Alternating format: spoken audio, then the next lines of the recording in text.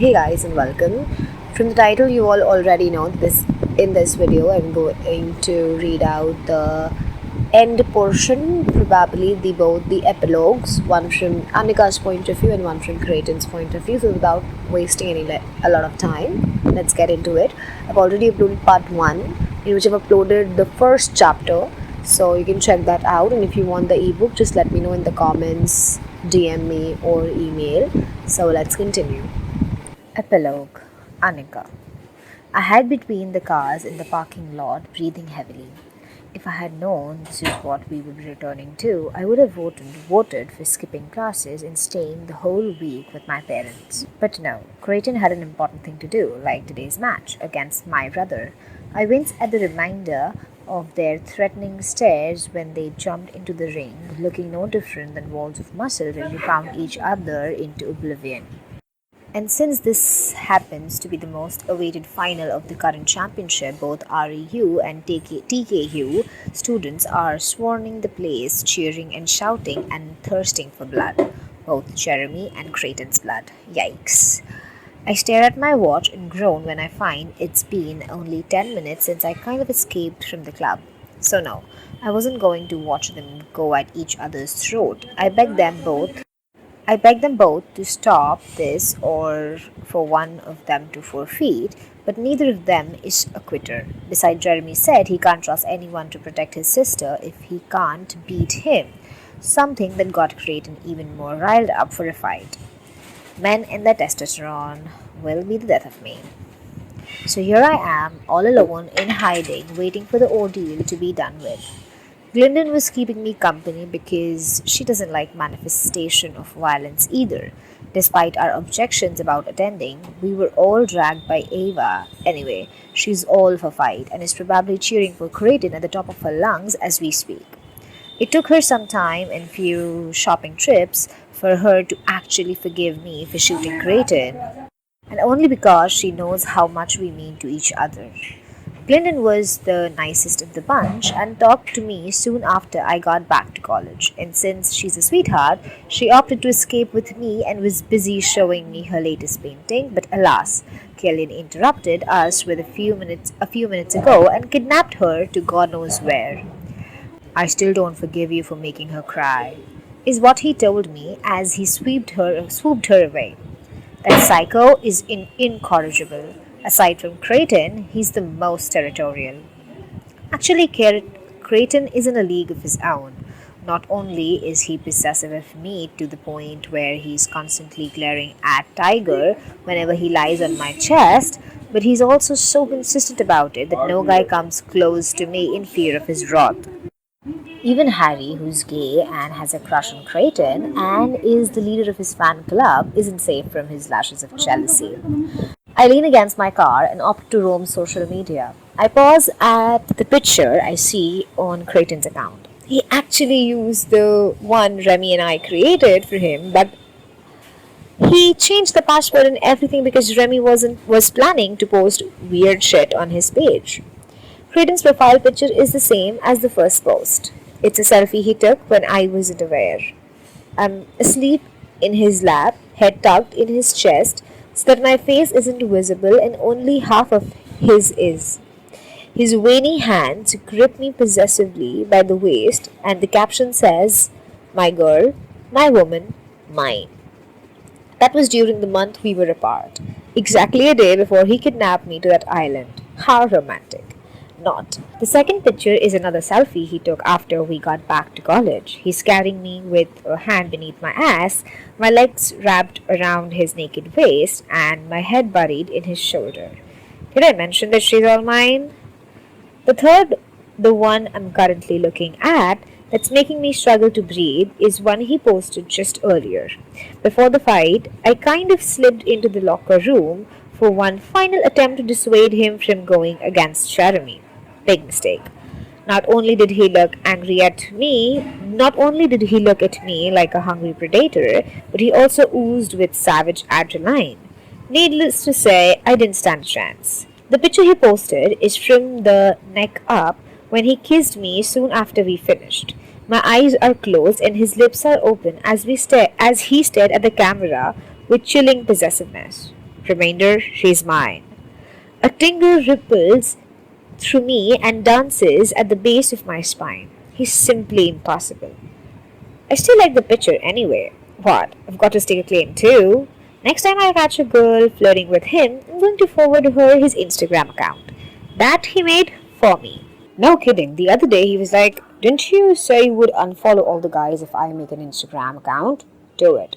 I reminded him that I said he should have social media to follow me, not that he would cut me off from the world, but he's not having that. Anyway, so I'm going to send this to Harry and his ever growing fan club when he taunts me. Can't you stop this? A very familiar voice filters from a few rows ahead. I let my phone slip into my dress pocket and sneak along the cars.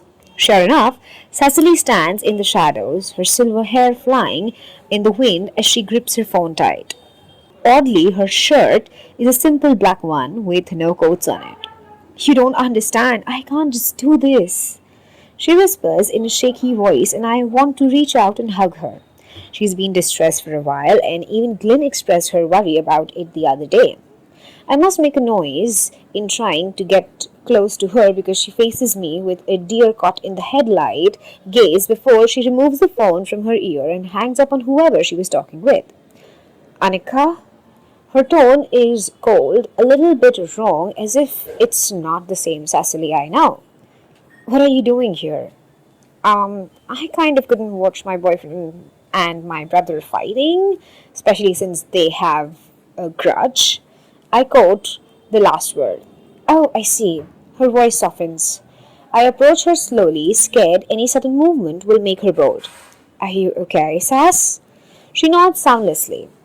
While Jeremy has been insufferable since he learned Cecily helped Creighton abduct me, I don't hold a grudge against her.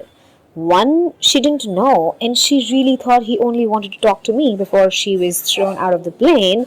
Two, she suffered from Jeremy enough as it is. I know how harsh my brother can be, and he never really liked Cecily. It's mutual, but still. And sometimes I catch them looking at each other in a way I can't put my fingers on. I'm always here if you want to talk, I tell her softly, even if it's about Jer. A visible tremor goes through her limbs and she stares at me, hard, as if she's trying to figure out if she should trust me or not. I think she decides she can because she takes a step forward. Annie, you cannot tell anyone about this. Cross my heart and hope to die. She sharply inhales, her eyes darting sideways. I made a terrible mistake and I don't know how to undo it. It's the first time I've seen her so lost, so scared. Cecily has always been the most confident one, the assertive one, the crash into the problem head first one. But she looks so terribly confused that I want to hug her. What is it? Tell me and I might be able to help you. It's... Her words are cut off when I feel a presence behind me and then my nostrils filled with his distinctive scent mixed with adrenaline and sweat. A strong hand wraps around my waist and I shiver as I'm slammed against his side, where his body heat overwhelms me. Hi, Cray, my friend murmurs, then slides her dejected attention to me. I'm going back. Cecily, wait! I call after her, but she's already gone. I glare up at Creighton's gorgeous face with the thick brows and busted lips, and it's hard to be mad at him. Cec was going to tell me something, and you screwed it up. Don't get involved in Cecily's business when she doesn't even know what she wants. He pushes his stray hair that the wind stuffed in my face behind my ear. Were you hiding, little purple? I don't want to see you guys fighting. I swallow. Who won? It was a draw. Thank God. I release a breath. We'll have a rematch next week. Seriously? Next time, don't hide or I'll draw it out more.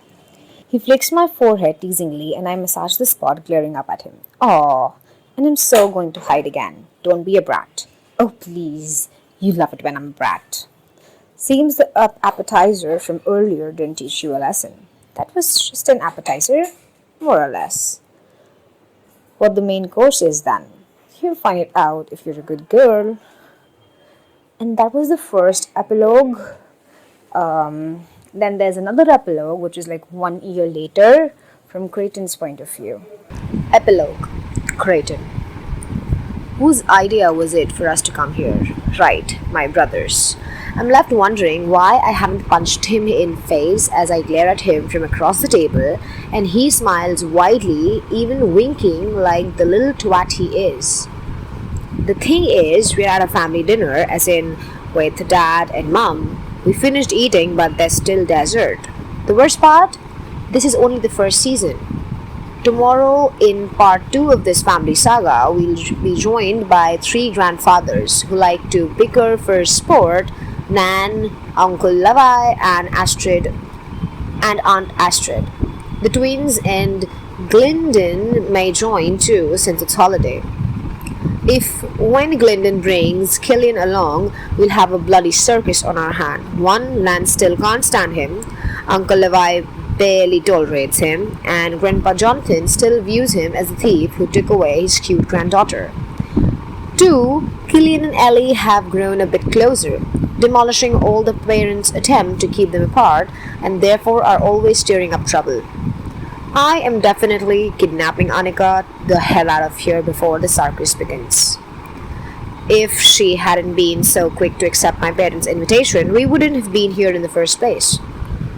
Thing is, it was hard getting my folks to warm up to her entirely after the shooting episode.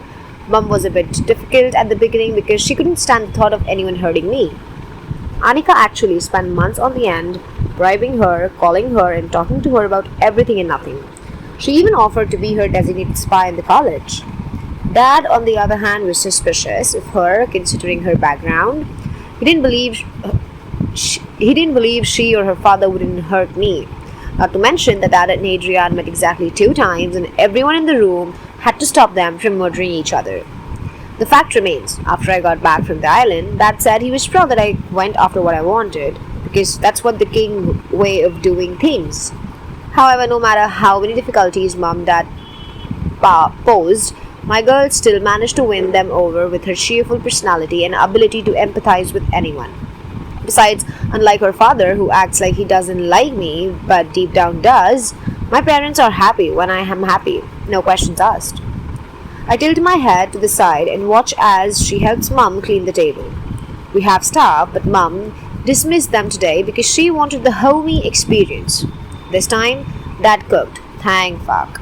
My gaze follows Annika as she moves with the grace of a feather. She's wearing a purple and white floral dress, and her hair is held up in a ponytail with a fluffy purple butterfly that matches the ones on her flats. Annika always complains about how I tear her clothes, but I can't resist when she looks like a present I have to unwrap. And I am too impatient to do it properly, so her clothes have to pay the price. The more I watch her, the harder my cock strains against my jeans. I discreetly readjust myself and force my gaze away from her. And that's when someone hits me upside the head, pussy-whipped. I glare at my brother. Sure you want to say that? His eyes darken, but he soon smoothens his feature and runs his finger under my chin. Did I mention you're so adorable lately? I try to push him off, but he's no different from a parasite sometimes. I have a deep aspiration for my relationship with Ellie and how he's always been there for me, but I can't get used to him being a wanker whenever he pleases. Leave your brother alone. Dad chastises as he strides from the lavatory and sits at the head of the table. Ellie squashes my face between his fingers. Look at his adorable cheeks. He's not a baby anymore, unfortunately. Ellie lets out a bored sigh and releases me, then focuses on her father. And don't be jealous, Dad. He gives him a blank stare. Of what? A beautiful relationship. That snickers and Ellie's eyes narrow. What was it for? Are you guys bickering again? Mom strokes Ellie's hair and touches my cheek and then kisses Dad on the lips. Can we not? Just for tonight. Dad wraps his arm around her waist, pulling her against him. Do I get a reward later? Dad! I protest. Seriously? Ellie echoes. What? He stares at us innocently. She's my wife. And our mom, I say. We didn't need that image, Ellie mutters. Maybe the problem is you, not me. Get that image out of your head, son. He tells us as if the topic is completely normal. Aiden, stop it. Mom smiles and tries to slip free. Let me go help Anika with the dessert. Elliot Creighton can do that. You've worked hard tonight. My brother is ready to bowl, but I am out of my seat before he blinks. I can't believe you abandoned me, little fuck. He shouts behind me. Should have brought a date. I smirk and he flips me off. I find Anika in the kitchen fussing over some ice cream. I'm almost done, she calls out, and I grab her by the elbow and wrench her small body back. Anika gasps, slamming the glass of ice cream against my chest, spilling it on me. You, me. One day you're going to marry me and let me fill this cunt with my babies, aren't you, Anika? Her breath hitches as she rocks against my hand. We're still too young for marriage. Age is just a number, and you'll marry me, Anika. I'm the only one you'll marry, right? She says. You are... Good, I grin. It's time I turned my threat to your father into reality. You're so bad. But my kind of bad. And you're my very good girl. She shudders at that, and I kiss her lips, sealing our future. Then I take a picture to post as a reminder for the whole world. The end. And that's the end of the book. The next is going to be God of Wrath on Jeremy and Cecily, which is, it's like you cannot just predict what their story is going to be because one belongs to the mafia world and Cecily is like the good girl, so who always tries to solve things into psychology, reading people's trying to being a therapist for all of them. So just very I just do not know what to expect from their book. So yeah, we'll see. Bye bye. Thank you for watching.